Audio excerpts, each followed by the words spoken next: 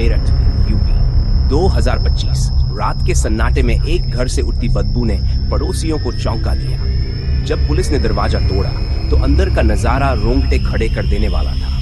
एक नीला ड्रम पड़ा था, सीमेंट से भरा हुआ, रहस्य और भय में डूबा हुआ। जब इसे खोला गया तो सच सामने आया। मुस्कान ने अपने प्रेमी साहिल के साथ मिलकर अपने पति सौरभ की बेरहमी से हत्या कर दी थी। उन्हें लगा कि उनका अपराध कभी उजागर नहीं होगा, लेकिन अगर वे इंसानों की अदालत से बच भी जाते तो क्या वे यमराज, मृत्यु के देवता की अदालत से बच सकते थे?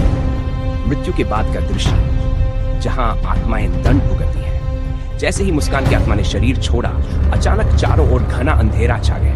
एक भयानक रास्ता खुल गया, जहां जलती हुई चीखें, दर्द भरी सिसकियां और भटकती आत्माओं की करुण पुकारें गूंज रही थी। घोर अंधकार में दो यमदूत खड़े, लंबे नुकीले नाखून, जलती हुई लाल आंखें और विशाल पंखों से उठती धूल। चलो, यमराज की अदालत तुम्हारा इंतजार कर रही है। यमदूत उसे घसीटते हुए यमलोक की ओर ले गए। यमराज की अदालत, न्याय का सिंहासन, भयानक यमलोक, चारों ओर फैली काली भूमि, भटकती आत्माएं, दर्द भरी चीखें और बीच में हड्डियों के सिंहासन पर विराजमान यमराज।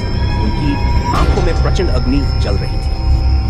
चारों ओर देवदूत और यमदूत खड़े थे और सामने कांपती हुई मुस्कान। मुस्कान, तुमने विश्वासघात किया, अपने ही पति की हत्या की, अब अपने दंड को सुनो।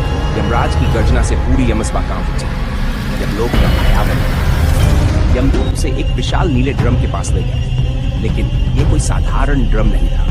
इसके अंदर उबलता हुआ लावा था, जिसमें जलती हुई आत्माएं चीख रही थी पर मर नहीं रही थी। यमराज गरजे, इसे ड्रम में फेंक दो, इसे अपने पापों का फल चखने दो। यमदूतों ने उसे धक्का दिया और जैसे ही मुस्कान की देह लावे में गिरी, आह जलने लगी, मगर मर नहीं सकी।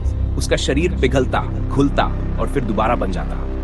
हर पल वही दर्द, वही जलन, वही यातना, अनंत काल तक। और फिर उसके कानों में एक चीख गूंजी, मुस्कान, ये तुम्हारे पापों का परिणाम है। ये सौरभ की आत्मा थी। उसकी करुण पुकारें मुस्कान की पीड़ा को और बढ़ा रही थी। और साहिल ने उसे कांटों के जंगल में फेंक दिया। एक ऐसा जंगल था, हर कांटा उसकी आत्मा को चीरता, काटता, मगर उसे मरने नहीं देता। हर एक चुभन उसके मुंह से एक दर्दनाक चीख निकालती, मगर सुनने वाला कोई नहीं था। उसे ये पीड़ा बार बार सहनी थी, हर जन्म तक। कोई पाप बिना सजा के नहीं रहता। यह है विश्वासघातियों का असली दंड।